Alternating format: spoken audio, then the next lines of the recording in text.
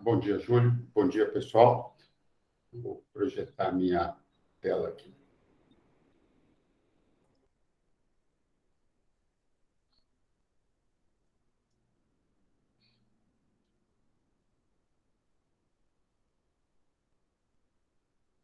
Bem,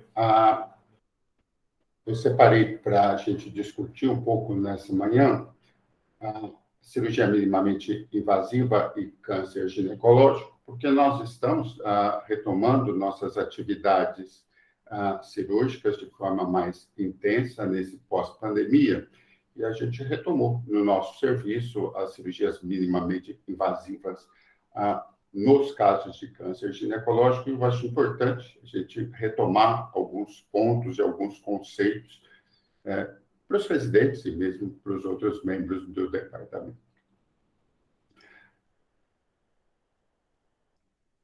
A história da cirurgia minimamente invasiva, ela é uma história de mais de 100 anos agora, né? Começou lá em 1910, com as primeiras 17 laparoscopias.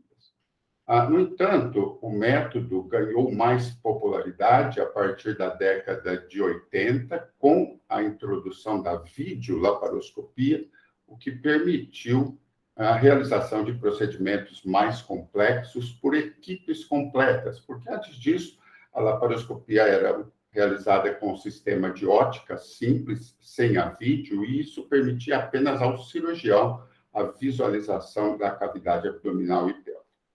A introdução da videolaparoscopia foi um grande avanço, e a partir da década de 80, então, procedimentos mais e mais complexos passaram a ser realizados por essa via, de forma que muitas cirurgias abdominais e ginecológicas hoje têm como via preferencial a via minimamente invasiva. Um avanço significativo após isso vem dos anos 2000 e, mais importante, nos últimos 10 anos, que foi a introdução da tecnologia robótica, né, que permite a telepresença e amplia muito a possibilidade de manipulação da cavidade abdominal e cavidade pélvica, com algumas implicações que nós vamos discutir. Existem vantagens comprovadas das cirurgias minimamente invasivas, tanto em ginecologia quanto a cirurgias abdominais, como menor perda sanguínea, menos dor, menor permanência hospitalar, retorno mais rápido a atividades habituais, melhor qualidade de vida. E no conjunto, considerando inclusive a recuperação da paciente, é sabido que o custo global dos procedimentos acaba sendo menor do que as cirurgias convencionais. Com a introdução da robótica, tem algumas vantagens sobre a técnica minimamente invasiva convencional, que é a videolaparoscopia, como melhor visualização em 3 dimensões, movimentos mais intuitivos, né? Os braços do robô são uma extensão dos braços do cirurgião. Melhorias mecânicas com instrumentos mais flexíveis, permitindo um acesso mais fácil a locais, né, do abdômen em que a laparoscopia tem mais dificuldade. Existe ainda a questão da estabilização computacional dos instrumentos dentro de campo cirúrgico, por exemplo, tira o tremor do cirurgião, é bastante mais confortável para o cirurgião do ponto de vista de posicionamento. Esse é um exemplo da utilização da cirurgia robótica para a realização de uma esterectomia. Não é para mostrar um passo a passo, mas é para mostrar como a visualização é mais fácil e como os movimentos intuitivos e sem a necessidade de colocar e retirar instrumentos da cavidade abdominal todo o tempo, facilita os procedimentos e, assim, olhando, parece assim, muito mais simples. E realmente é. Existem vários dados de países onde a técnica já está em utilização há mais tempo, de que a utilização da tecnologia robótica expande muito o potencial de utilização da técnica minimamente invasiva no tratamento das doenças ginecológicas, em particular de tumores, quando indicada. A curva de aprendizado, por mais que pareça contraintuitivo, é bem mais simples na cirurgia robótica do que na técnica videolaparoscópica convencional.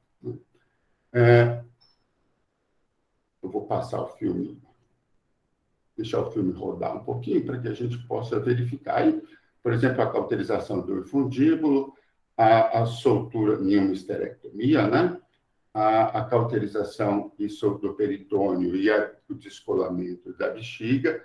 Assim, a visualização é muito boa, aqui é um filme, né? Mas ao vivo ela é bem melhor do que isso, mas aqui já é muito boa. Não há necessidade de se trocar instrumentos durante a cirurgia, então, o mesmo instrumento que é utilizado para preensão, é um instrumento que é utilizado para coagulação bipolar, como nesse caso, tá? Isso facilita e dá muita agilidade ao procedimento. A grande dificuldade é as questões de desvantagens da cirurgia robótica referem-se mais à questão do custo do equipamento e a estrutura do equipamento fora de campo cirúrgico, porque é necessário uma sala específica para isso e o instrumento ainda, o robô em si, ele ainda é um pouco volumoso, então ele ocupa um espaço grande da sala cirúrgica. Mas o procedimento em si, ele é bem mais intuitivo do que a laparoscopia convencional. O pessoal que tem acompanhado as esterectomias laparoscópicas que a gente faz, pode comparar, por exemplo, com esse vídeo e verificar como é mais intuitivo o procedimento robótico.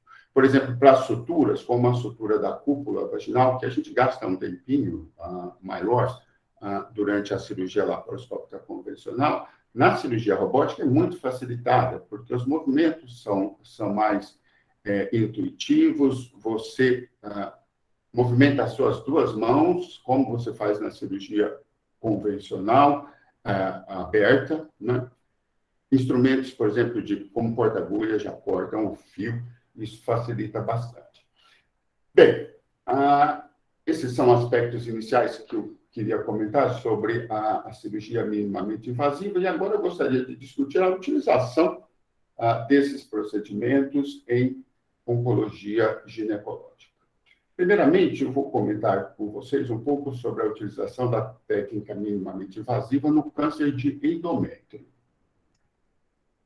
O tratamento do câncer de endométrio ele tem evoluído muito, como toda a medicina, e a ginecologia oncológica em particular, nos últimos anos. Né? É uma doença que até a década de 70 era tratada basicamente com radioterapia, passou aí nos anos 80 e 90 pelo entendimento e progressão dos benefícios do entendimento do estadiamento cirúrgico, né? A cirurgia passando a ser o tratamento preferencial e um uso extensivo da radioterapia. Nos anos 2000, a questão do estadiamento mais completo e do uso da radioterapia de forma mais equilibrada, com redução, né? E mais no final dos anos 2000, a introdução de quimioterapia para os casos de alto risco. E, atualmente, a gente começa a ver os benefícios da utilização da classificação molecular para personalização do tratamento nessa doença. No entanto, a cirurgia continua sendo o método de eleição para o tratamento de mais de 80% desses casos. E mais de 80% dos casos de câncer de endométrio vai ser o único tratamento necessário.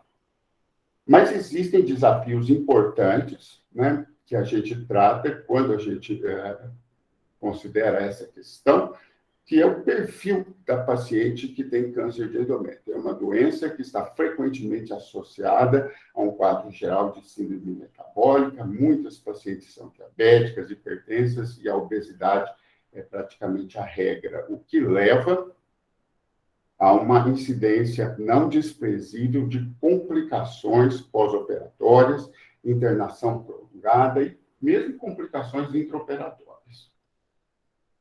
Nesse contexto, é fundamental buscar, né, modos de reduzir o risco de complicações associados à cirurgia.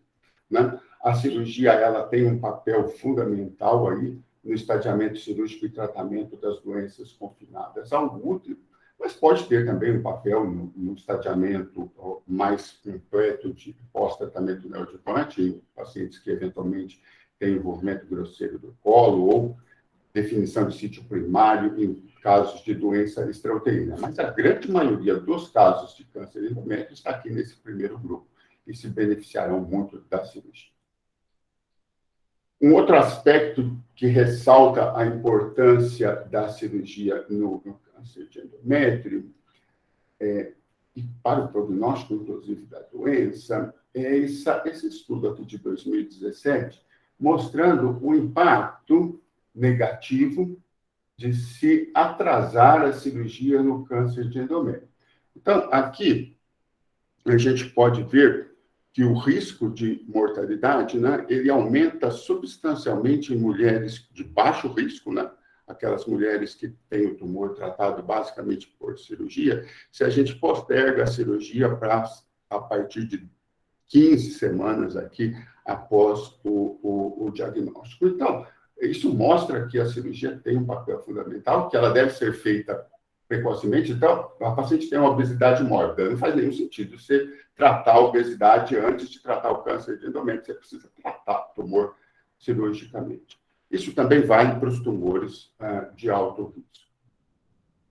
Bom, a cirurgia padrão, né, para o tratamento do câncer de endométrio é a esterectomia extrafacial, com salpingofarectomia bilateral, com ou sem abordagem de linfonodos. É um procedimento semelhante àquele que eu mostrei no vídeo, no começo da apresentação, e que é totalmente factível por via minimamente invasiva na maioria dos casos.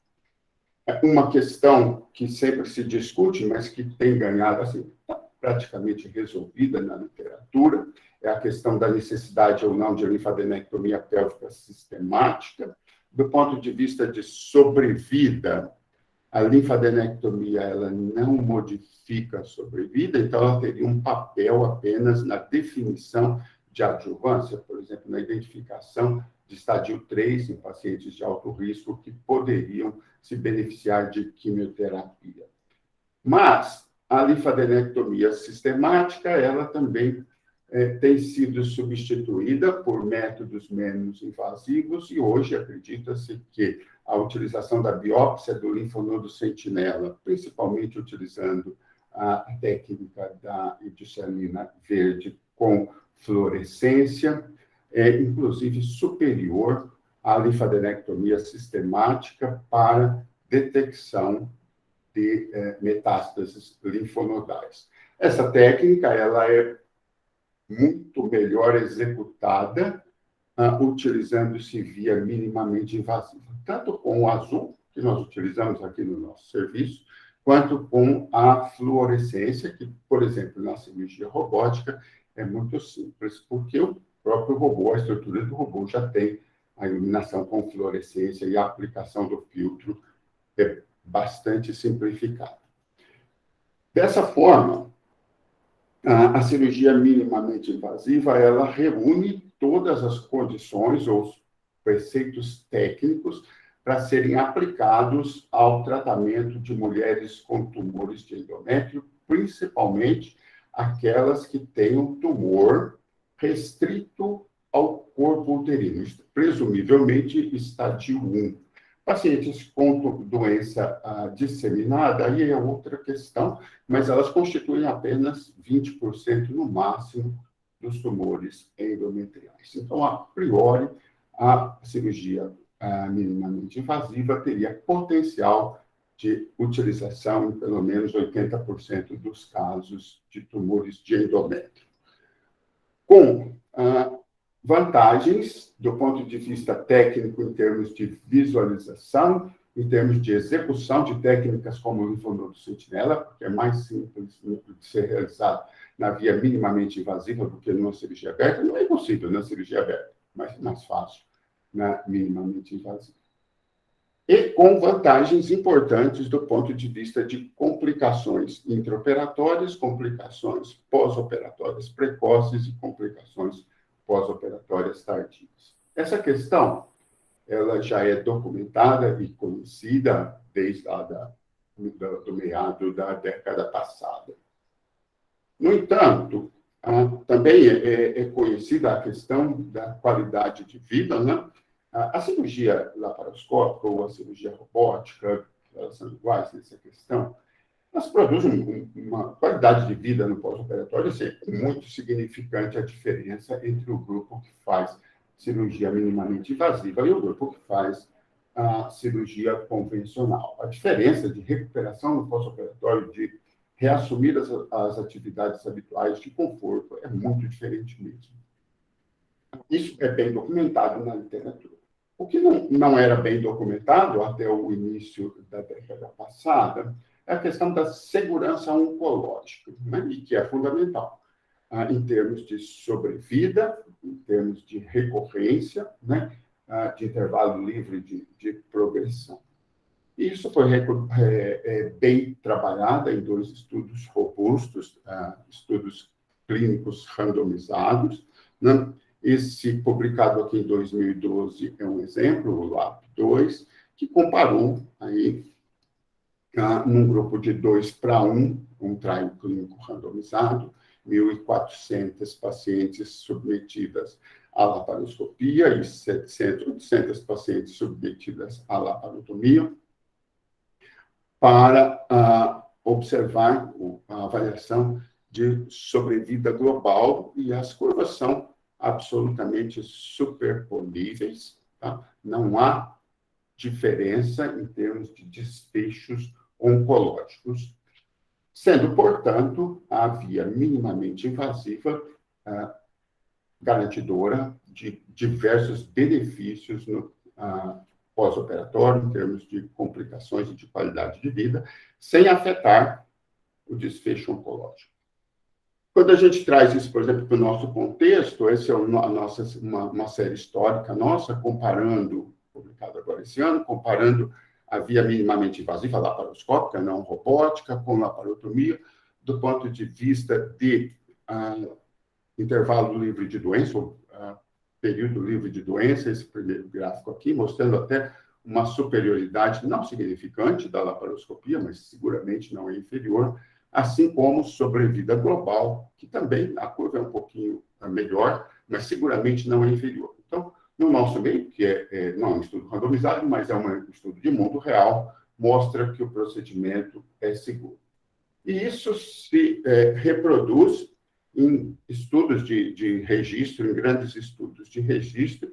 Esse é um estudo da Noruega, com 5.600 pacientes, numa série histórica que vai de 2005 a 2015, mostrando 2 aspectos. Primeiro, a taxa de pacientes operados por via convencional, que parte lá em 2005 de cerca de quase 100% para menos de 10% em 2015, e o ganho substancial de número de casos realizados por via minimamente invasiva.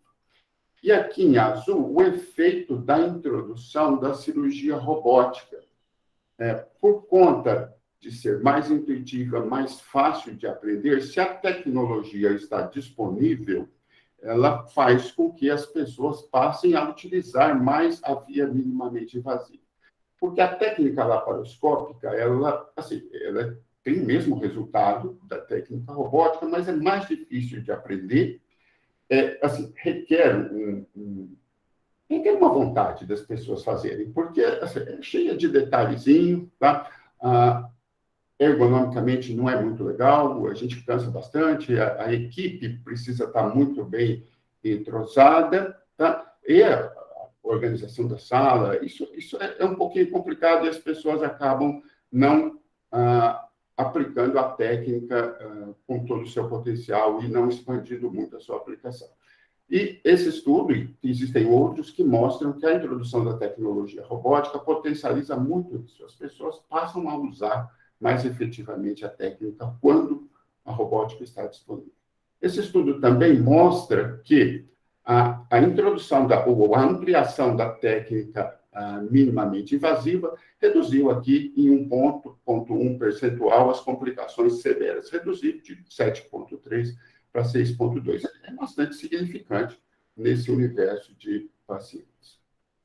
E mais uma demonstração no mundo real que a técnica minimamente invasiva é muito benéfica para o tratamento de mulheres com câncer de endómetrio. Bom, discutir um pouquinho agora uma outra condição no nosso serviço e na ginecologia oncológica, que é a cirurgia minimamente invasiva no tumor de ovário. E a questão é um pouco diferente. Né? O tumor de ovário ele tem outro comportamento biológico, ele tem outra forma de disseminação. Dificilmente a gente vai encontrar doença restrita ao ovário, bem mais rara, a maioria dos casos são de doença disseminada. Classicamente, nesses anos todos de desenvolvimento de videolaparoscopia, né, desde a década de 80, a técnica se tornou uma técnica mais ou menos padrão, tá, para a abordagem de massas anexiais benignas, que são massas anexiais com indicação cirúrgica, mas que têm características clínicas, ultrassonográficas e marcadores tumorais de benignidade. Então, essas são as indicações clássicas. Né? Tratamento de massas anexiais benignas. Mas esse contexto, ele tem uma interface com os tumores malignos de ovário, porque os métodos pré-operatórios não são 100% precisos. E, além de não serem 100% precisos, muitas vezes não são aplicados de forma ideal. Então, na vida real, não é incomum a gente receber no ambulatório paciente com tumor maligno que foi abordada inicialmente por laparoscopia e muitas vezes não de forma adequada. Do ponto de vista dos casos de tumores malignos propriamente ditos, sabidamente malignos, existem dois pontos aí que estão na literatura e que merecem consideração. O tratamento completo de tumores iniciais, que faria um paralelo com o tumor de endométrio, que seria aquele tumor restrito ao ovário, que é uma situação um pouco diferente. Do ponto de vista de fisiopatologia, é difícil você dizer que o tumor de ovário realmente é restrito ao ovário, mas existe essa condição, em torno de 15% dos tumores de ovário, muitos tumores que não são epiteliais, podem ser estádio 1, no caso do tumor considerado restrito ao ovário. E naqueles casos de tumores mais avançados, notadamente estádio 3, existe uma discussão na literatura se a técnica não poderia ser utilizada como modo de definir operabilidade. Nesses tumores avançados, existe sempre aquela discussão, é melhor tentarmos uma cirurgia agressiva, citoredutora, ou essa paciente se beneficiaria de um tratamento pré-operatório com quimioterapia neoadjuvante, por exemplo. Eventualmente, a cirurgia minimamente invasiva poderia ser utilizada como um passo intermediário para a definição dessa questão. Isso tem um ponto fundamental aí, principalmente em relação à abordagem dos tumores iniciais, porque os tumores iniciais de ovário, embora eles constituam em torno de 20% dos casos, são aqueles casos que têm uma excelente sobrevida e que a gente não pode errar. Tá?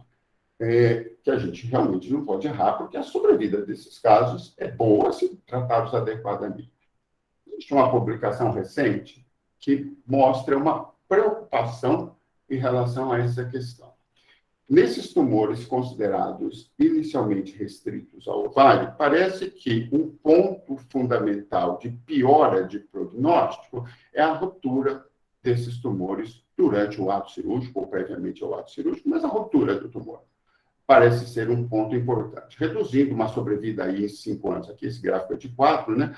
Mas em torno de 90% para 80%, 85%. Então tem um impacto importante na sobrevida.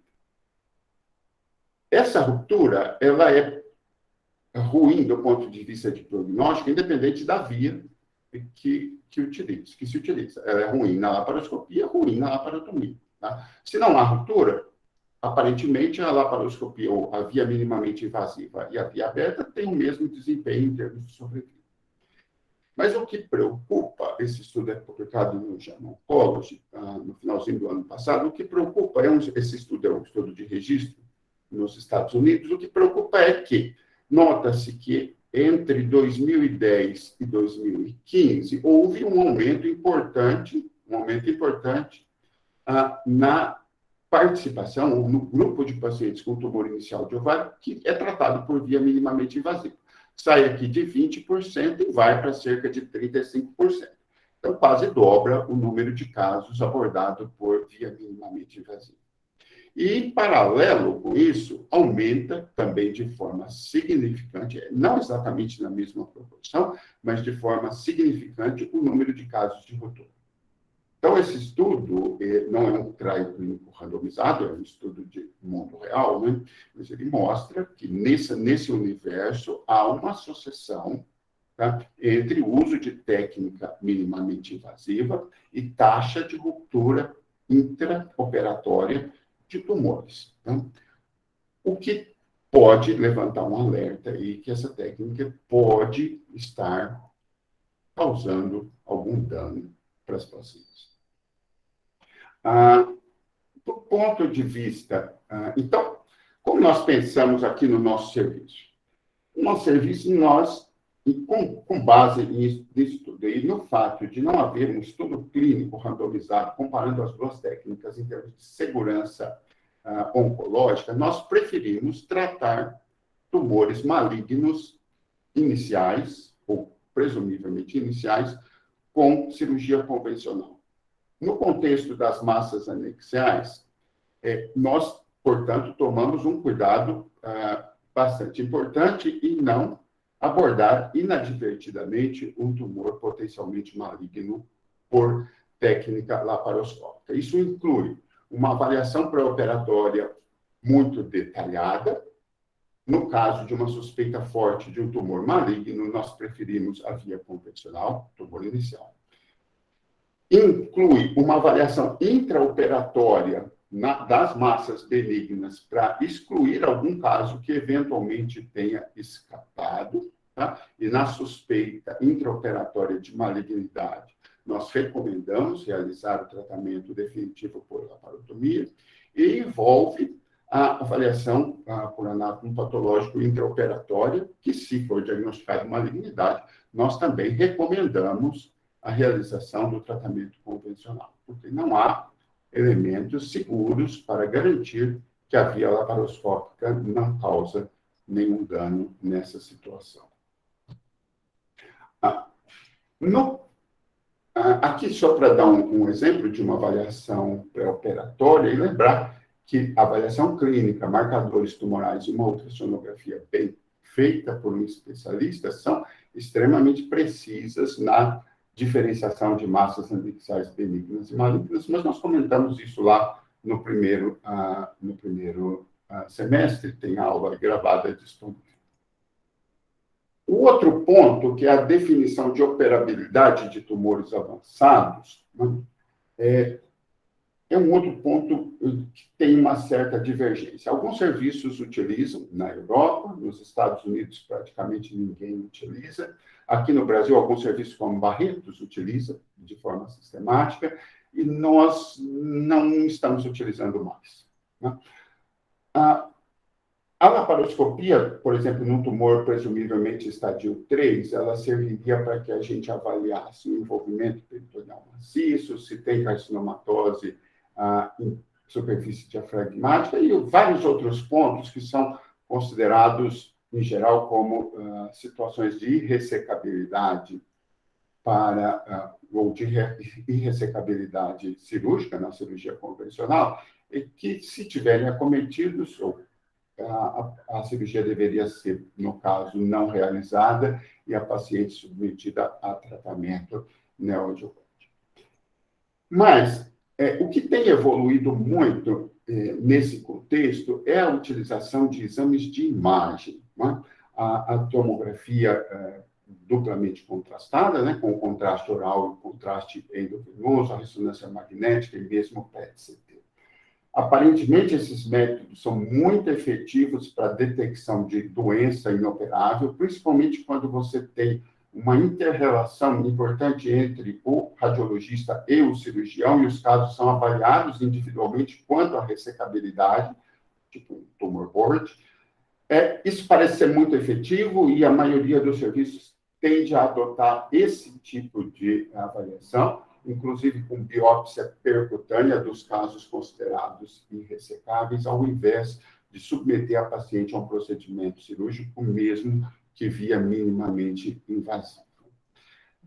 Do ponto de vista de tumores malignos de ovário, tá, é importante pensar, então, em prevenção de disseminação tumoral, tá, nos casos iniciais, onde o principal aspecto a ser considerado é a seleção de casos, mesmo em casos selecionados, minimizar a manipulação de tumores e evitar a fragmentação de massas anexiais nas cirurgias, remover todo tipo de peça da cavidade abdominal, que seja ovariana, benigno ou maligno, usando endobag, sempre utilizar a aspiração cuidadosa de todo o fluido peritoneal e sangue e lavar bem a cavidade. São aspectos de prevenção de disseminação tumoral, o principal deles é seleção de casos. Do ponto de vista de tumores avançados, não tem mais a questão de disseminação, mas tem o procedimento cirúrgico e tem a questão de implantes de tumores em incisão, que é um negócio extremamente desagradável e difícil de lidar em pacientes com tumor avançado. Se você for fazer, evitar o contato entre a parede abdominal, o tumor e o trocárdio, né? Remover qualquer tipo de peça, mesmo biópsia, usando a endobag, evitar aqueles traumatismos importantes ali no ponto de punção, e lavar o local de punção e fazer sutura da aponeurose também no lugar de punção, para evitar que fique vazando ascite e facilite implantes em incisão. Mas nós preferimos abandonar esse modo de avaliar paciente com tumor avançado e dar mais ênfase ao desenvolvimento de métodos não invasivos, como exames de imagem e biópsia percutânea. Bem, e aí chegamos finalmente à avaliação da cirurgia minimamente invasiva no câncer de colo uterino. Esse é um aspecto que traz uma questão muito atual em medicina, que é esse fenômeno chamado medical reversal, que, do ponto de vista conceitual, é quando um ensaio clínico mais recente, metodologicamente superior, produz resultados que contradizem uma prática clínica existente ou ensaios mais antigos, nos quais essa prática se baseia. Bom, assim que colocado, ele é até bonitinho, mas isso é um grande problema na medicina atualmente, né? Utilização de métodos de tratamento, de técnicas cirúrgicas e principalmente de medicamentos, tá? Com base em evidências pobres, ou evidências ou estudos clínicos com problemas, tá? E que em algum momento se mostram, tá, ineficazes e muitas vezes danosos para os pacientes. A utilização de técnica minimamente invasiva em câncer de colo parece ser um exemplo dessa questão. Tá? A utilização de uma técnica sem um estudo robusto que dê suporte em termos de segurança oncológica. No final de 2018, foram publicados esses dois estudos aqui no New England Journal of Medicine. Um estudo do Texas, que envolveu vários países aí, inclusive alguns grupos aqui do Brasil, inclusive Barretos, tá? Mostrando que as técnicas minimamente invasivas para o tratamento do câncer de colo do útero produziam, aqui mostrando, um aumento, tá, de recorrência importante, um aumento de recorrência, tá, em relação à cirurgia aberta, mostrando um intervalo livre de doença aqui, ou mortes por câncer de colo substancialmente maior, e mostrando sobrevida global melhor com a cirurgia aberta.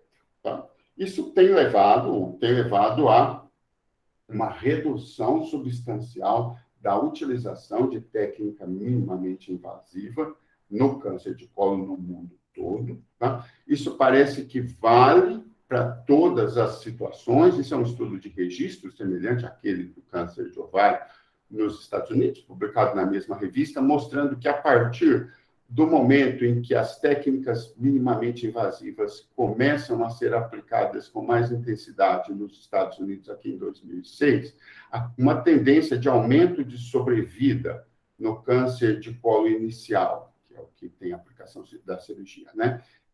Inverte, e você começa a ter queda, então é uma evidência aí de mundo real, de que o método poderia, ou certamente estaria trazendo algum tipo de dano.